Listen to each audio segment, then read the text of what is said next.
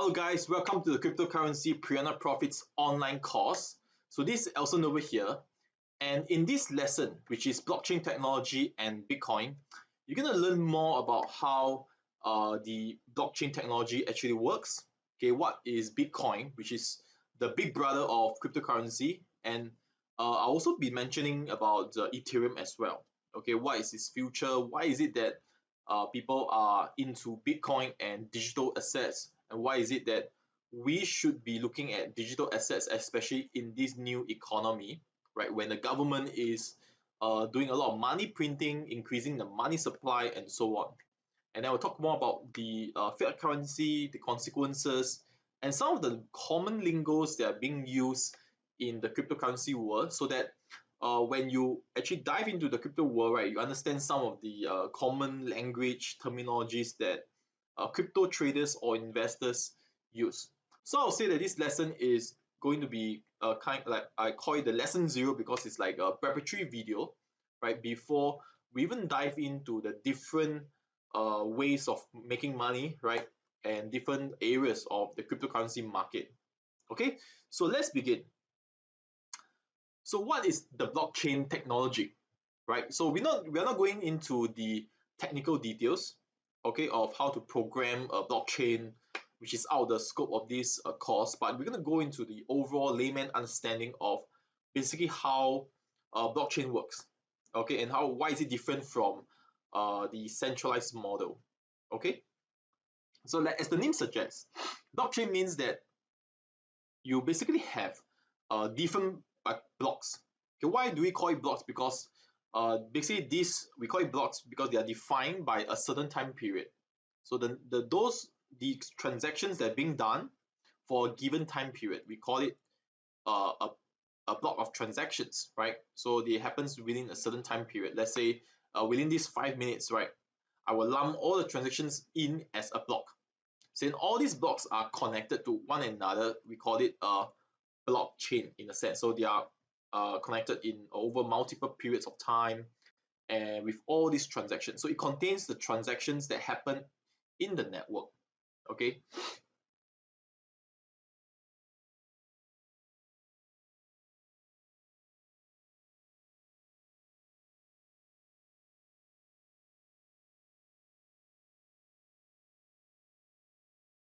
And it's actually a revolutionary technology that's still at I would say at a very early stage, right? The Bitcoin and the entire crypto world is still, as some has compared it with the internet, is still as early as just the internet because in terms of the adoption, right? In terms of the adoptions, for some of you who are more experienced crypto investors or traders, you know that this space has still a lot of skepticism, right? A lot of people are still very skeptical.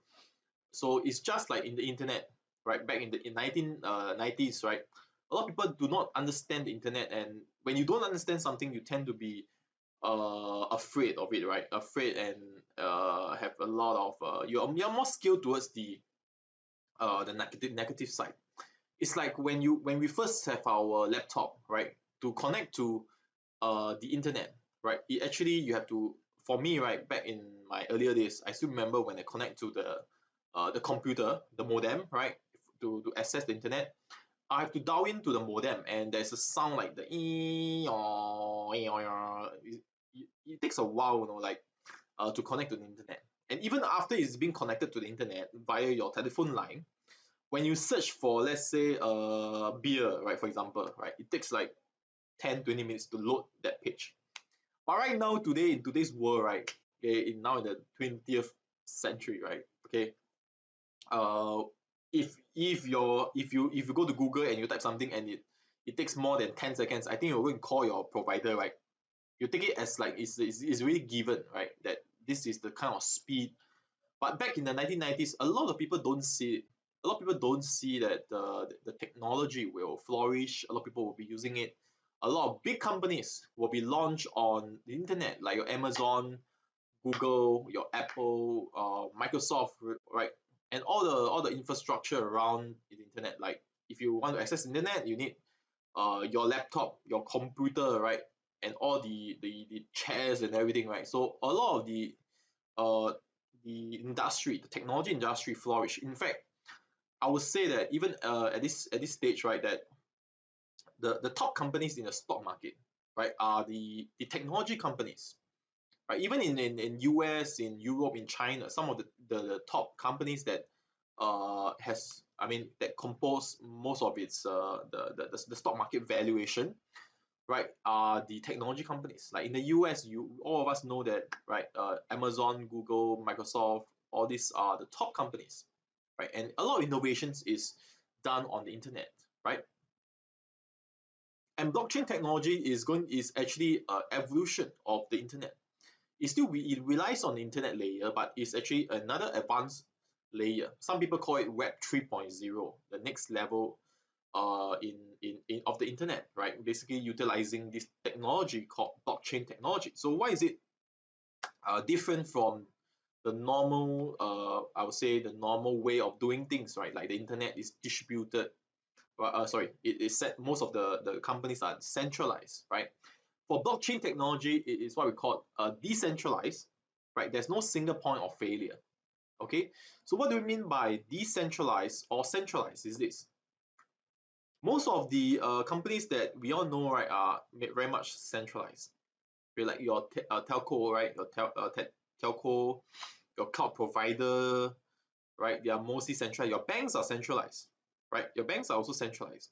So if a centralized party, right, controls all, let's say all the accounts, if the centralized party fail or there's a bad actor, basically if the centralized party die, right, the rest of the accounts or the information will be compromised because you have a centralized person controlling. It's just like if today the telco, right, the telecom, right, has a bad actor and they manage to hack the telco, all of us will have problems with our network. Make sense? However, right, in a decentralized so-called distributed model, technology model, for those of you who are into technology will know that this is basically the overall architecture of how systems are being designed. Is in the decentralized way. So in blockchain, right, it means that no one party controls the entire network. Okay, so if one of these party is down, okay, the whole network will still remain live, will still be up and running. But as compared to a centralized model, if let's say a telco went down or bank went bust or cloud company got hacked, our information will be compromised. Have you heard of incidents where hackers hack into a company and steal away all the information, the details, credit card information, and so on? So this is the so-called the pitfalls. I wouldn't say that it is centralized. I'm actually in between. I'm actually also things. I also think that certain elements, right, in the world needs to be centralized. Right, certain elements in the world it has to be centralized, right, and the certain things has to be decentralized. Okay, so it has to work hand in hand. But decentralization is going to be complementary. It's not going to take away a centralized model, but it's going to be a complementary to the existing model right now in the world. Okay, and it's peer to peer. There's no middleman. Okay, so it's just like Bitcoin, right? If I want to send a Bitcoin over to someone in the US, I'm now in Singapore. I want to send someone in China, US, anywhere in the world. I can just send with just the address, and the commission, the fees that I pay is going to be negligible. It's going to be like few dollars, right, to send any amount over the internet, right? So it's decentralized. If you are using the bank to do a transfer, you will know that there are going to be some kind of friction, right? You're going to pay some fees, there'll be some kind of delay and so on. But using a blockchain technology, it's going to be faster, right? Faster than a traditional model, like in the centralized versus the centralized model. And like I mentioned, it's lower cost. In a sense, it's lower cost and improved security. We use the term immutability, especially for Bitcoin, is immutable. So immutability, it really depends on how decentralized the network is. Okay, so in the more decentralized the network, that means the more people actually holds on to, let's say, bitcoins. There's is more, a lot of people hold, many different kind of people holding Bitcoin, right? the more secure the network will be. Okay, so it's like in a democracy, right? In a democracy, if someone has 51% voting rights, he can actually change who is the president, who's the Congress, right? Who's the senators and so on. So you cannot have any one person who controls more than 51% of the so-called voting rights of or in the network. So uh, in a blockchain, we look for more a decentralized of these voting rights. That means the more diverse the number of people holding the coin, the more secure it will be. It's just like Bitcoin. Bitcoin is the most secure network. It has not been hacked in the last 12 years that it's being launched. Okay, for the 12 years it has been launched, Bitcoin, none of the transactions, there are billions of dollars being transacted, none of it is being hacked. There's no double spending, no hacker able to hack the blockchain network, because it's very decentralized, right? And it's backed by a large amount of computing power that makes no sense for a hacker, right, to spend trillions of dollars of computing power just to hack a transaction. Okay, so in the layman terms, how does blockchain works actually? Okay, so for example, I will use back the Bitcoin example here. So let's say Alex, right, wants to send money to Jane, right? Alex wants to send Bitcoin to Jane. So he will need Jane's Bitcoin address. Okay, so when Alex wants to send to Jane, right? Okay, so let me just open up everything here first. So let's say this is Alex account. Okay, Alex over here, and then this is Jane. So initially, let's say Alex has 10 Bitcoin, and he wants to send to Jane, let's say 1 Bitcoin. Okay, so when Alex want to send 1 BTC to Jane, right, he will initiate this transaction and will broadcast this to the blockchain, the Bitcoin network, right? So the new transactions will be broadcast to the entire blockchain network for validation. So because when you are sending a Bitcoin, okay, you're actually not sending the real Bitcoin. It's just an update. Basically, you're asking the Bitcoin miners, right? The Bitcoin miners are just like your accountant, right? It's just accountant. Nothing is being sent over. It's just the accountant is just updating the numbers in the Bitcoin ledger. When you use the word ledger means, sorry, just let me write this again. Ledger means that you can take it as like the in layman terms, the accounting book, the accounting entries, right? The book with all the accounting entries, transactions. So basically nothing's being moved. It's just the accountant, the miners, basically are using computing power, right, to update the ledger. So if Alex is sending Jane 1 Bitcoin and Jane initially has 0 Bitcoin, the Bitcoin miner will do certain verification to ensure that everything tallies. That means if the Bitcoin miner will deduct 1 Bitcoin from Alex's wallet and then increase 1 Bitcoin in Jane's wallet, and make sure that the transaction, right, does not have additional Bitcoin or any Bitcoin is being lost in these transactions. Of course, after deductions of the transaction fees, right, a very minimal transaction fees. But the miner's job is really to make sure that all these entries are accurate. Okay, again, nothing's being sent, right? It's just the updating of the wallet for Alex and Jade, and making sure that there's no increase or decrease in the Bitcoin. Okay, and it's a basically a minus and a plus, or the plus or a minus, right? Everything is accounted for.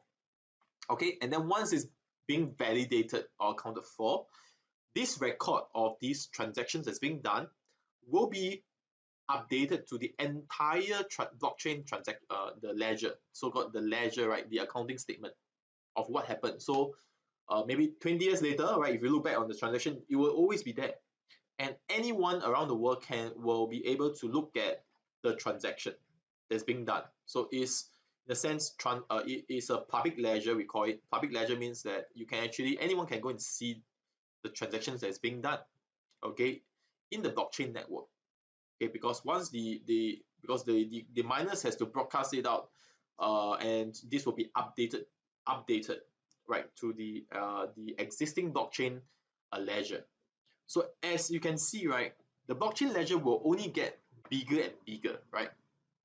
Because let's say the blockchain ledger is like this, then as time goes by, there's going to be more and more transaction, more and more transaction. The blockchain, imagine it's like your accounting book, will get bigger and bigger because you have more and more businesses transactions being done, right?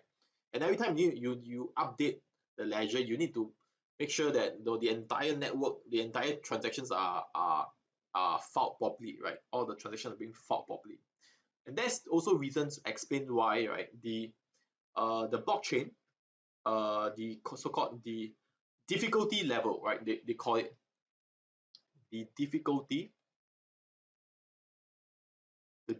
level of mining Bitcoin will only get tougher as times goes by. Okay. And one very common questions that people ask is this.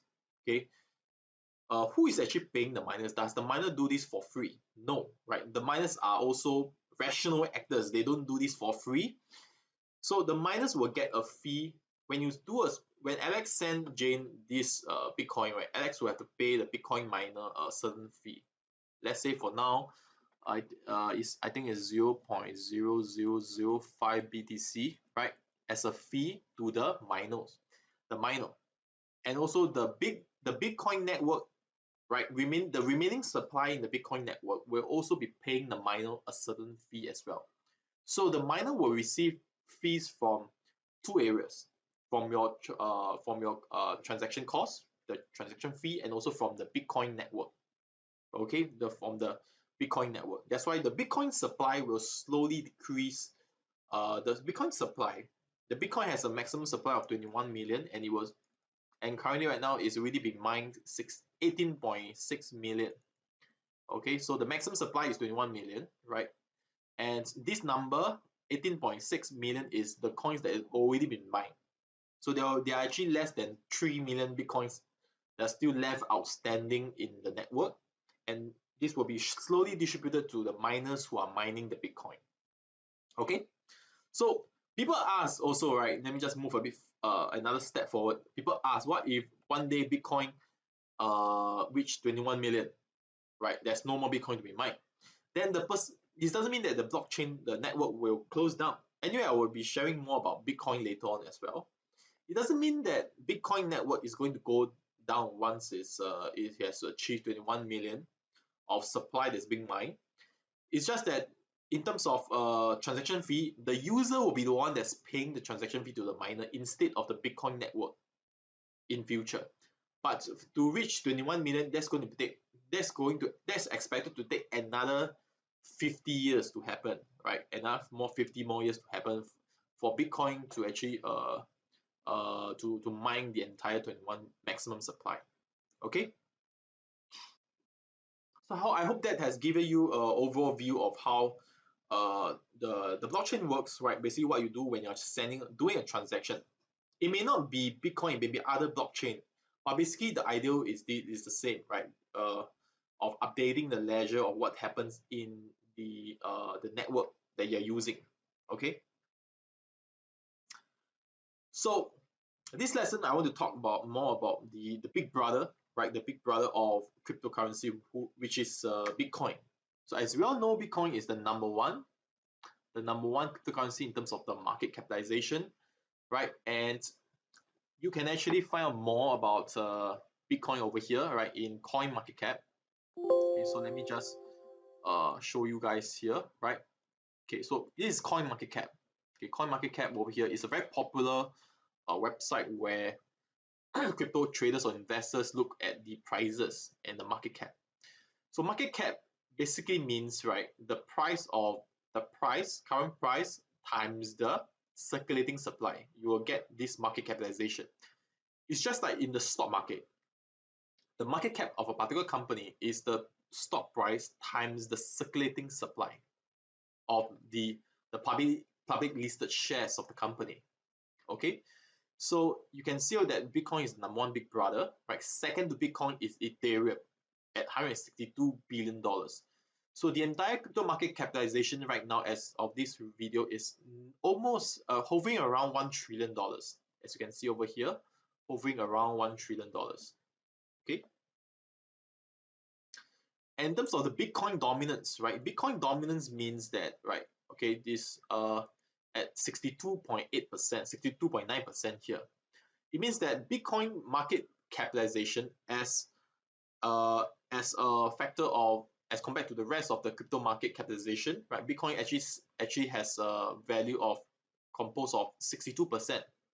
So Bitcoin itself is already 62% of the entire crypto market. 38% consists of what we call the alternate coins, okay, of the alternate currencies, okay, in the crypto market. Okay, as you can see over here in this chart, it fluctuates.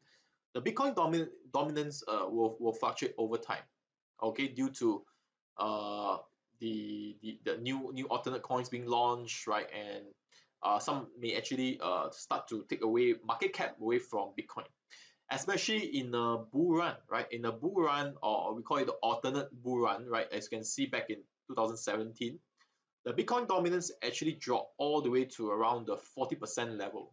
Okay, so I do foresee that, right, as we are now actually at the start of the bull run, right, the Bitcoin dominance will eventually start to drop towards the 50% level. Now it's about 60+%. It would, I believe, in the bull run, a lot of alternate coins will start to ramp up, right? Will start to move up a lot. You know, they especially like Ethereum, right? Polkadot, they was a Chainlink, right? They will start to take on more market cap away from Bitcoin. But Bitcoin, I believe, will still remain as the big brother. In fact, it is the safest bet in the crypto market. It's like the S&P 500 of the crypto market. All exchanges uses Bitcoin as a pairing, as a bridge, and as a store of value in the cryptocurrency world. Okay, it's the gateway to alternate coins. So alternate coins, okay, are coins that are not Bitcoin. So we use Bitcoin mainly to get into other exchange for other alternate coins. Okay, so I just want to educate you guys on, I will not go into too much details here, but to give you an over understanding of my conviction, okay, my conviction, and why I think that this is something that as a crypto investors like yourself and me, right, we should know, okay, the general overall macro view of what's to come. And hence I added this into this video. Okay, so listen carefully. So some of these things may be a bit too technical, but the key is like, even if you don't know how to code the blockchain, the key is to understand the implication and what you can do as investors or a trader. Okay, and this is actually especially important for crypto. I believe that in 2020, now we are in 2021, right? 2021. Okay, the next catalyst, a lot of people say that the catalyst right now is the decentralized finance. We call it DeFi. Okay, and institutional coming into the space. You see the likes of MicroStrategy, Square, PayPal. Basically, you know, they are putting their hands into the cookie jar and taking the cookie now, right? They see that this has great potential. They're trying to be early in the space. But it's true that these are all key factors that are driving cryptocurrency right now in the world, right? And making Bitcoin and other crypto digital assets a value to increase. But I would say that the main catalyst is not yet here, which means that there's going to be a lot more upside. And a lot of people are not talking about it, at least in the more mainstream way, right? So I would say that the main catalyst for 2021 onwards, besides DeFi and institutional money pouring in, is actually government taking the lead to move towards cryptocurrencies. I know that there are a lot of news, negative news of countries banning crypto, doing preventing money laundering and so on. Yes, right. As a government or any dealing with anything, right, you don't want bad actors or criminals to be using the network. So KYC is still a way will still be done, but the government, in terms of their language, right, the way the posture, they are not going to ban Bitcoin or crypto entirely. And the Federal Reserve, the G20 has made it outright that they are not going to, they cannot ban anyway, right? They cannot ban Bitcoin or crypto in a way because it's decentralized. There's no CEO company or address where they can just go in and bring it down, right? It's decentralized. If you close it in your country, another country will embrace it, and you will just be losing out on the intellectual, the taxation, the monetary, the innovation that comes with all this digital technology. So I would say that society is really moving towards decentralization without intermediary. So there are actually talks of this thing called the CBDC, the central bank digital currency. In fact, guys, actually based on my research and my inner circle group of crypto friends, right, who are very into cryptocurrencies, right, and some of them who are in China, right, they have been telling me that China is leading the way. Okay, I actually gave post some articles here. You can go and take a look here, right? I'm not going to go into details of the articles here. You can go into read up on this article. I'll just share the overall view gist of it. But basically, China is having pilot projects of digital yuan, giving out digital yuan to people in their digital like yuan wallet as a pilot project. If I'm not wrong, it's in some province in China, right? In some province in China, it already started. Okay, it's not something like they're still they're not serious about it. They're not putting money into it. In fact, they are giving away millions of dollars just to incentivize people to start using this digital currency. And this is huge because the G20 themselves are also warming up to the creation of the CBDC rules and implementation. In fact, I would say that, right, you can see over here in this article over here, actually, right, actually I have this article over here, right, you can see the ECB, the European Central Bank and the Bank of Japan, this month they were looking into issuing CBDC, and ECB reports in addition to issue digital euro will be announced next April. So this is in October 2020, right? So now is around January of 2021. So I believe that they're going to announce something positive, and this is going to drive crypto adoption even way further, right?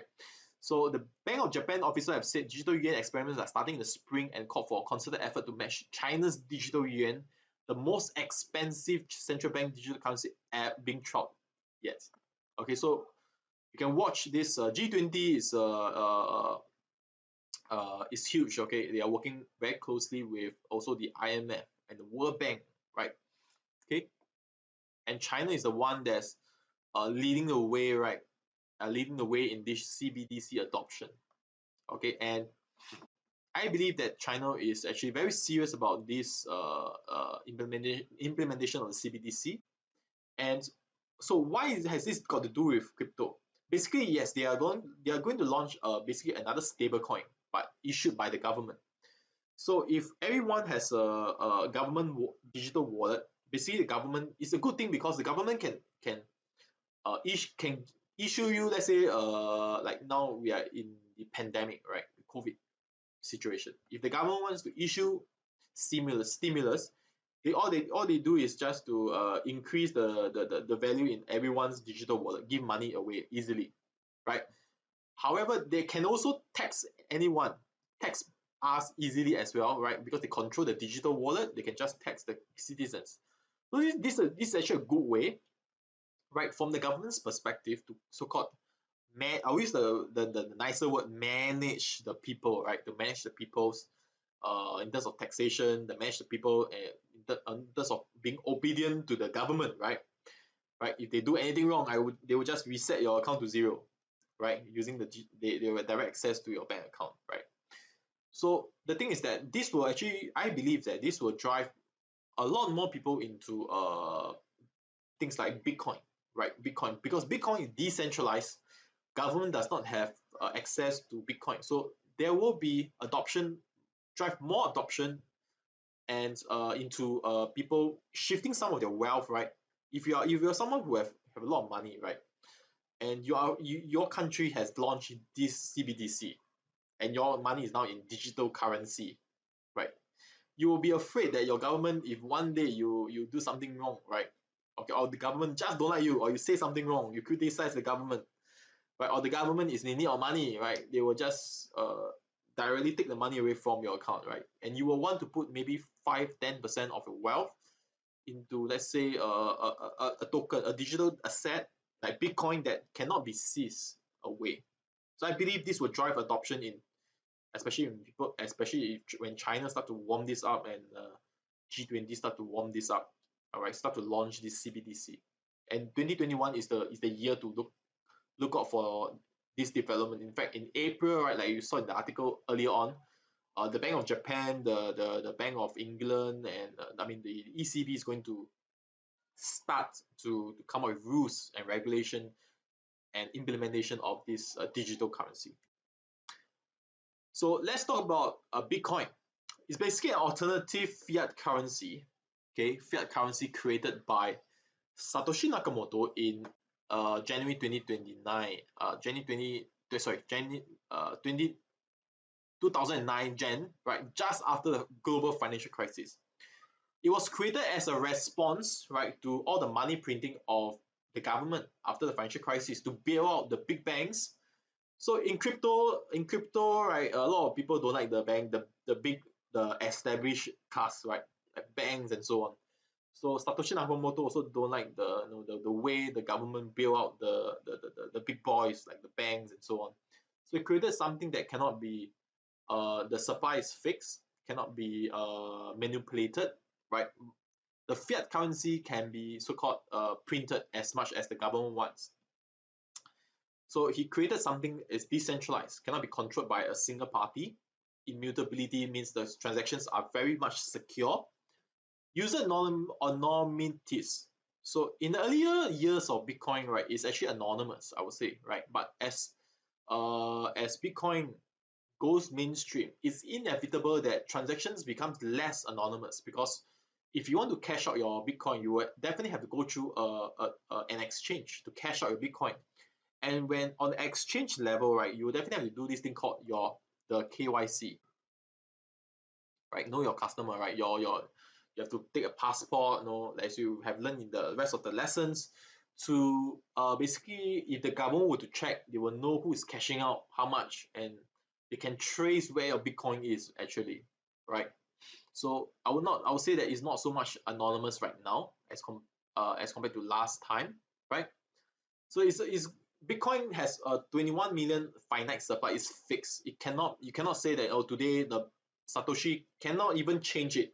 No one can change the supply. It's fixed at 21 million, and of the 21 million, right, 18.6 million has already been mined, as I mentioned earlier on. So why is there a need for store of value? So this is actually a very updated from this thread, basically shows the money supply in the US, right, and many governments around the world, right, are following this kind of monetary expansion, right, are following the same kind of monetary expansion, and this is what we call the reserve banking system in the world, right? They are following the same reserve banking system, money printing, right? Whenever something goes wrong, just print money, Bank of Japan print, ECB print, the Federal Reserve print money, okay? So we take a look at the M1 and M2 supply, which is in total they are the cash deposits are being circulated in the system. Basically the money, coins, dollars, and everything, being circulated in the system, right? How much of this money supply are being created over time? So you can go to the two of this link and to learn more about the money supply. But over here you can see in the chart over here, right? Just let me go to the chart over here. Okay. So let me see. Okay, just let me just go to this link so that I can show you over here. Okay. Okay, so you can see over here, let's say just taking a look at the M1 supply, you can see that because of the pandemic, right, the government actually printed from $4 trillion to almost $7 trillion. That's like a more than 4 to 7 trillion is almost like 70% of expansion in the money supply. It's like the amount of money in the system now has increased greatly. And where does most of the money goes to, right? of course the big banks, right, the rich, those who are the wealthiest, right, who controls the big companies, right. But a lot of this thing, the effect will be felt by those people who are in the mainstream, right, because this will lead to price higher rates of inflation in the long run, right. And you can see, right, actually right just before the financial crisis, the money supply was actually around 1.8 trillion, right, 1.6 trillion. And 1.6 trillion, right, over the 10 years period, right, the government actually printed like five, 4 or 5 times of the money supply, right. So imagine that what will happen when you know to goods and services, the price of goods and services. That's why you see that a lot of things that you buy, right, they start to go up in prices much faster than it was back in the earlier the 20 the before the financial crisis. Okay. So what has this got to do with Bitcoin or cryptocurrencies in general? So the thing is that whereas governments start to print a lot of money, it devalues your real purchasing power in the long run, right? And if you do not invest, and especially interest rates are being very low now, right? If you don't invest your money, right? Let's say inflation is 2-3%, okay, and you're only getting 0% from 0%, almost 0% from the bank, right? In a deposit in the bank, or maybe even negative interest, right? Have you all heard of this thing called negative interest? Basically, you're paying the bank, right, to put your money there, right? So as this goes on, right, you'll be basically losing 2-3% a year on inflation. But I do believe, actually I think that the inflation is about 5%, right? But I just conservatively I just say that it's 2-3%. But I actually can feel that it's going to be like 5%. You see, 5% for 5 years, right? Let's say it's going to be 25% of devaluation of your purchasing power, right? And let's say you have a net worth of $1 million. Let's say, right, $250,000 will be like made redundant in a sense, right, of purchasing power. Okay, and hence it makes sense, right? It makes sense for people to actually, instead of waiting for a 25% to devalue in 5 years or 10 years, why not take this 5-10% of your $1 million and put into Bitcoin, which gives you a chance to fight this inflation away of your net worth. Do you get what I mean? Right? Even if if inflation is at 2-3%, right, for 5 years about 10%, does it make sense to put maybe 2-3% or 5% of your current net worth in digital assets or like Bitcoin as a store of value to fight this devaluation? Because you're going to lose 10% anyway. You're going to lose 10% anyway, right? In terms of purchasing power, might as well use half of it and take a gamble, for example, right? Okay, so even having said that, please do your own. I have to put a disclaimer, right? This is my views, and for educational purposes, you still have to, uh, based on your own judgment, right, do your own due diligence as well.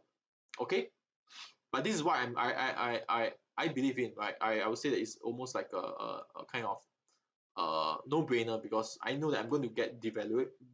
My wealth going to be devalued.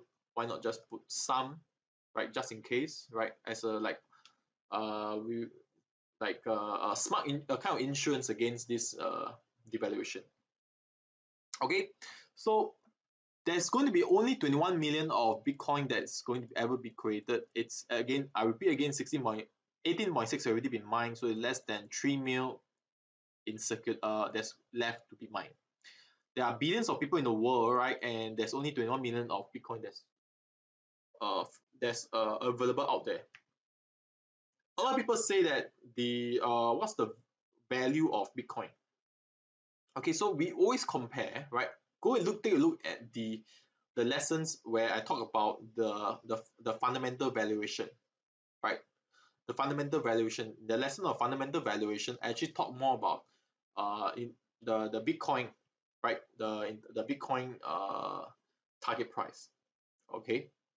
But basically we compare Bitcoin very, very closely with gold in terms of our target projection, because gold is actually the comparable, right? Or comparable. Bitcoin is actually designed to disrupt gold in the long run. Okay, and I think gold is around $10 trillion, right? In terms of the market cap, 10 trillion, and Bitcoin is around 600. Let me see what's Bitcoin. Bitcoin market cap is around, let me see,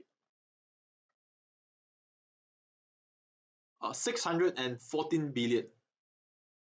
So Bitcoin is around, sorry, 600, that's 615 billion, let's say, billion dollars. So if Bitcoin disrupt if Bitcoin goes on to disrupt 20% of gold, right, that will be $2 trillion. 2 trillion, right? So let's say Bitcoin is only worth 20% of gold, that will be 2 trillion. So from the current price of 615 billion to $2 trillion, there's still going to be there's still about 3x, about 3x upside.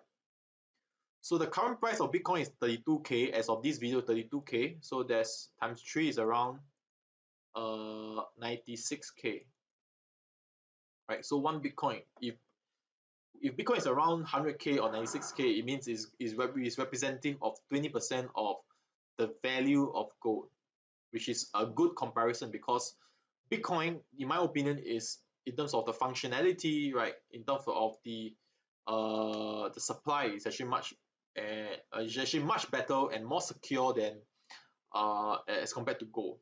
Okay, much more fungible as well as compared to gold. So fiat currency is a currency that the government issued and declared as legal tender. Okay, so we need to understand a bit of the fiat currency. So it's the paper money that we all have, right, that we use. It's not going to go away. So it's not that I think that Bitcoin is going to replace fiat entirely. Fiat will still have a place and it will take a long time. Maybe another 5, maybe 10, 20 years before fiat really goes away. But I would say that fiat currency itself is going to be replaced by CBDC instead, the digital currency. Okay, it will still be there. Okay, but in the digital form. Okay, so it was the US dollar in a sense was once backed by the gold standard until 1971 when the US president, I think Richard Nixon, actually announced the unpack of the gold standard. So the fiat currency, or the let's say the digital fiat currency that's going to be launched, right? That I believe going to be launched, right, is backed by trust. You trust that it has value and it is legally tender, right? Governed by that's being created by the government. So it can be printed out of thin air. It's just like a digital currency today. They want to digitally print 10 trillion. They can do it overnight. Okay. However, this leads to a lot of mistrust and uncertainty when governments around the world, like I showed you earlier on, print a lot of money, right? This actually devalues the currency. You may not see today because the effect is not like today. It's like you take it's like a kind of poison that the currency system eat, right? But the effect will come later on. The next generation will suffer the effect if they do not hatch it. Okay, it's not, but it will solve the immediate problem first. It allows the countries who are in debt to pay off their debt, right? And to solve current problems like the pandemic, right? To give money to people they feel wealthy, they can invest in the stock market, right? Solve the immediate problems, but the side effect will come in later on. And we are seeing a lot of this devaluation of currency, like in especially in countries the last few years, like Zimbabwe, Venezuela, and this is not just in terms of destroying the economy, right? Economy has got a lot to do with jobs, right? You have a good economy, you have jobs for your people, and when you have jobs for people, people will not will not starve. There will not be have social unrest. But if your economy or your currency is in this area, right, is in ruins, right, we'll start to have a lot of social problems. Okay, so that's the reason why, right, it becomes more and more relevant to institutions, right, big macro funds, Paul Jones, they all start to realize that there's going to be such a possibility. You cannot wait until it becomes a certainty, right? It's like buying insurance. You cannot wait until you are sick then you buy insurance, because then no one is going to sell you the insurance, or you're going to pay a huge price. to cure that illness. So it's good to know to invest, right, to protect yourself against certain uncertainty. So I will also include this to give you guys overall understanding, right? I'm not gone into in the other alternate coins, right? But in the lesson on fundamental valuation, comparative valuation, I'll talk about more on other alternate coins as well. But just to give you an overall understanding, the two big brother in the crypto world, first is Bitcoin, the second is actually this big brother called Ethereum. So Ethereum is not Bitcoin. Okay, the use case is very different. A lot of people say Ethereum is the silver of gold. No, Ethereum is not silver. Ethereum is basically is not designed as a store of value. Bitcoin is designed as a store of value, as a disruptor to gold. But Ethereum is designed as a decentralized operating platform. So what do I mean by this jargon, right? Let me give you a layman understanding, right? Basically, Ethereum is like our Microsoft. Microsoft, right? So we all know that Microsoft is one of the most valuable companies, and all of us, when we have a computer or laptop, we all will have Microsoft operating system. A lot of the applications that we play games, everything is built on top of the Microsoft operating system or the Mac app operating system. Okay, and Ethereum is just like the Microsoft of the internet, of our internet, right? The Microsoft of our conventional operating software. So in the crypto world, right, when developers wants to build decentralized applications, they will build on top of Ethereum because it's one of the most widely acceptable and secure smart contract platform.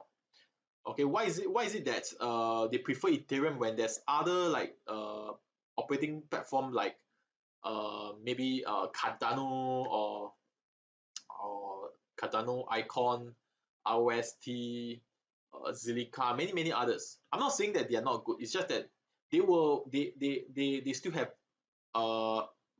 they still need to prove themselves more worthy, and over time to be much better than Ethereum. But people still choose majority, I would say, use the word majority, or people will still prefer to be on top of Ethereum, and it's still the number one in terms of decentralized platform, is that it's the first mover and is the most secure. And if you're building a project, you want to be building on something more secure, right? At least a lot of people is using it, everyone knows about it, right? So a lot of these decentralized finance applications, like a lot of people are using this thing called the Uniswap decentralized exchange, is actually built on top of Ethereum, right? Ethereum is actually the one that funded Uniswap to build a decentralized exchange. So this decentralized finance is actually a wave that happens last year in 2020. Okay, and it will likely to continue and bring more intellects and developers, a lot of brain power into the Ethereum platform, because a lot of developers will be building on top of Ethereum as well. And as you all know that when a lot of these like a brain power intellects developers, they start to be on top, a lot of fireworks will happen, like some unicorns will appear and so on, and this will add a lot of monetary value to the Ethereum network. And cryptocurrency is really about network effect, this thing called network effect. The more people is on a particular network, the more valuable exponentially the network will be. And especially in terms of, as investors, of course, we look for the price, right? Ethereum is actually undergoing this protocol change. It's called the Ethereum 2.0 to solve things like scalability issues, lower cost of transaction. Because the current proof of work mechanism that Ethereum is undergoing right now, right, to validate the transactions, just like Bitcoin, right, is actually not suitable for Ethereum. So they're actually moving towards this thing called the proof of stake consensus mechanism to validate transactions. Okay, so this launch of Ethereum 2.0 actually started late last year as well, and in the proof of stake mechanism, right, a lot of Ethereum is going to be locked up, right, for the minimum of 2 years or more, and this is actually going to decrease the supply of the Ethereum that's being available in the market. And I see this as a very positive effect on the price, especially when you see There's a lot of demand coming in from the DeFi wave, and the supply is shrinking because of the transition to the proof of work consensus mechanism. Okay, so let me just go through some lingos in blockchain over here, right? Some lingos. All-time high is a common phrase that we use when we expect a coin to move higher. When the coin moves to a higher price, means there's nothing on the left side. It's in no man's land. Nothing on the left side of the chart, and it's kept moving higher and higher. Just like recently, Bitcoin hit a all-time high of about 42,000, actually about $40,000 level. Okay, and let's say it once it breached 42,000, it goes to 43,000. We say that 43,000 is the new all-time high levels. All right. Pump and dump is also a lingo that we use for a rapid rise in price and then a rapid dump in price. Like this, as is also another pump and then another dump. Okay, very common in cryptocurrencies, and that's the reason why it's very important, right, to understand the tokens that you invest in to hold for the long term, right? So even if there is pump and dump, right, you are not affected by it. It's just like Bitcoin or Ethereum going up and down. They are very solid coins with very good use case. You'll be immune to all this fluctuation. Okay. So alternate coins, as I mentioned earlier, basically means that tokens, they are not Bitcoin, or coins or tokens. They are not Bitcoin. They are called alternate coins. We call it odds in short. So for example, if you see over here, right, in this is Binance account, like many exchanges. Binance is actually one of the most popular, highest volume exchange in cryptocurrency space. And as you can see, there's many different kind of pairings. Like you have the BNB, the Binance token pairing, right? The Bitcoin pairing, the alternates like Ethereum pairing, TRX pairing, XRP pairing, fiat currency pairings, and so on. Okay, so we call these other kind of pairings beside Bitcoin. All the coins that are not Bitcoin are what we call alternate coins. So these are called alternate against Bitcoin pairing, for example. Okay.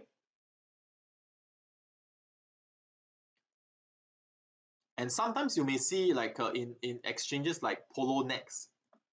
Okay, Poloniex, you may see this kind of thing called, so Poloniex, you may see this thing called the buy sell war. Okay, so I just want to let you know that if you see this buy sell war, right, okay, just ignore it, because it doesn't mean that basically this buy sell war means these are the limit orders, the buy limit orders, the buy limit orders that are being placed in the market, the sell limit orders, the sell limit orders that are being placed in the market. It doesn't mean that if the buy limit order is bigger than the sell limit order, it means that a tsunami is coming, because the market maker it can actually take away the liquidity as well. Okay, so make your decision based on the fundamentals of the coin, the price action of the coin, but don't base it on the buy sell war. Just to let you all know. Okay. So as I mentioned earlier on just now, the market cap means that the price of the token, right? Price of token times the circulating supply. This will give you the market capitalization of the particular token or coin. Whale, right? So a common lingo that crypto investors make is that how many Bitcoin you have, right? How many Bitcoin you have, okay? So FUD here means you are spreading fear, uncertainty, and doubt. So there are people who are out there, purposely, intentionally trying to scare the rest of the buyers, because they see a coin moving so high up, they want to spread uncertainty, right? Negative news, right? So that they can buy cheap later on, like what Jamie Dimon does many years ago, right? And shield means to spread rumors of the intention to push the price up. So basically, you bought a coin and the person wants to shield the coin. We say shield. That's the lingo we use. They want to push the price up, so they keep saying good things about the coin, right? Hoarder, hold on to dear life. So it's a very common lingos we use, right? Hoarder means basically we will hold a coin regardless of the ups and downs, right? Regardless of the ups and downs, you will hold it to the moon, right? We call this hoarder. And usually in Bitcoin, those who hoard Bitcoin will always be rewarded, right? So far, right? So far, right? 100% of Bitcoin holders are profitable. Okay. And so to let you know that where do I actually look for check out all the coins, right? So I go to this website called coin market cap, right, to look at the tokens performance. So like say for example, I'm take a look at Polkadot, right? Polkadot. So Polkadot is actually another it's like the Ethereum improved version as well, right? Also a protocol tokens. I will not be going to in depth, but just to give you an overall understanding, since I'm looking at it now, they are actually launching this thing called Parachain. Parachains basically means that any decentralized applications can be exchanged within the network. Okay, whether you're using Bitcoin, Ripple, Cardano, Ethereum, any other tokens, because some tokens may not be launched on Ethereum, they may be launched on their own native blockchain. So Polkadot enables them all to be, we use the word interoperable, right, to be exchangeable among themselves, okay, to interact among themselves. So this is a great improvement in terms of the technology, right, in decentralized application. Okay, so Polkadot, right, for you can see over here, right, you click on the market here. Okay, basically overview, you can see the price, the price, then can adjust the performance here. The price against Bitcoin is the yellow line, green line is the fiat price, market cap will be the blue line, and so on. Okay, so market over here means where is it being listed, right? As you can see in terms of the volume.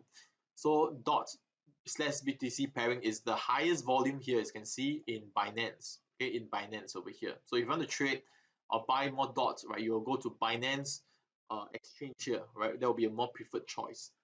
Okay, so the other things like news, and news means that what are the basically they have CoinMarketCap has an algorithm to basically get all the latest news about the token over here, right? So you can see if you want to find out any latest news. But I would suggest, right, if you want to find out more about latest news of a particular token, go to the actual website, like let's say Polkadot, right? And then follow them in their Twitter, follow them in the Telegram, right? Follow them in their Telegram as well. They should have usually a Telegram link somewhere, right? Telegram link, and subscribe to their newsletter so that you do not miss any up-to-date information from them, right? Community, I believe you'll be able to join their Telegram. I think there's a Telegram somewhere or their Discord channel. Okay, so go and check it out. Okay. So social means whichever social media they are using right now, like Reddit, Twitter, right? I also follow some of this project in Twitter so that I can get up-to-date information about their new launch, right? Or if you're invested in the project, you need to know what's happening, or if there's a change in the fundamentals of it, or is there an improvement in the fundamentals that you want to buy more of the particular coin, okay, and so on. I also use, right, guys, I also use okay this thing called CoinGecko, for example. So CoinGecko is also very similar to CoinMarketCap. Okay, so CoinGecko is good also because, as you can see, let's say Chainlink over here. Chainlink is basically what we deem as a as a price oracle. So in the layman understanding here is that price oracles allows decentralized applications, right, to get the correct price feed. But let's say you are, especially in the decentralized finance space right now, you are doing lending, borrowing, you need lending or borrowing, margin call, and so on. You need to reference a certain price of a particular coin. So Chainlink basically enables this kind of price feed to be accurately sourced, right? So that all the bad actors will not be able to influence this price, because this price will influence the outcome of certain transactions. Okay, so Chainlink is actually the number one player in the Oracle space. Of course, right, there are competition, right, in the Oracle space. And so you can see over here, right, this Chainlink, right, if you want to see like let's say other Oracle coins in the Oracle space, you can click on this thing here under the text, right? You can click on this Oracle, and CoinGecko will actually show you a list of the top Oracle coins by the market capitalization. So sometimes I use this as an analysis. So for example, I actually like this coin called API3 as well, right? API3. API3 is also a price oracle tokens. Their developers is actually validators no operators, right, for chaining, and then they actually came out and they are backed by a lot of prominent VCs to actually launch a much better version of a price oracle feed function. Okay, so their market cap is about 114 million as compared to Chainlink about 9.7 billion. So if API tree can reach, let's say, 10% of Chainlink, that will be almost like 10 times valuation. So I it's a good way of doing comparative valuation using these tools over here, right? And you will learn more about fundamental valuations in the fundamental valuation lessons. Okay, so basically this is a website that I use, to check out some of the tokens in certain space, right? So same thing, like let's say I'm looking at, let's say, Binance coin, right? Binance token, okay, over here. And then I'll take a look at all the exchange based token here. I'll just click on this exchange based token here. You can do this in coin market cap as well, right? As you can see over here, right? You can see right over here, let's say, let me just mouse over, you can see, okay, let me see, okay, yeah, over here. Okay, some of these, they are really sold out here, right? Like if you want to take a look at DeFi tokens, storage tokens here, and so on. Okay, you can see it over here, exchanges here, right? The top exchanges, spot exchanges, derivatives, DEX, and so on. Okay, but I will find that over here, Gecko is, they actually list them down in much order, right? So you can see these are the top exchange-based tokens here. I can see in one glance over here, right? The top exchange-based tokens. So Binance is the number one. So I can see, how are they compared with each other in the same category over here. So CoinGecko is a good platform that you can use to do your research, right? Of certain tokens. Like sometimes you see that there's some token that is as good as, let's say, Binance, but they are way undervalued as compared to Binance. So you can actually judge where your what your price multiple will be. Okay. So basically these are the two so-called price aggregation platform that I use to look at the performance and the classification of tokens for my research. All right, guys. So with that, we are done with the lesson on blockchain technology and Bitcoin, to give you an overview of basically the space, right? What is Bitcoin? What's the future for Bitcoin, for fiat currency, for digital currencies, right? And some of the lingos and the fiat currency consequences. So I hope it has been useful. I'll see you guys in the next lesson.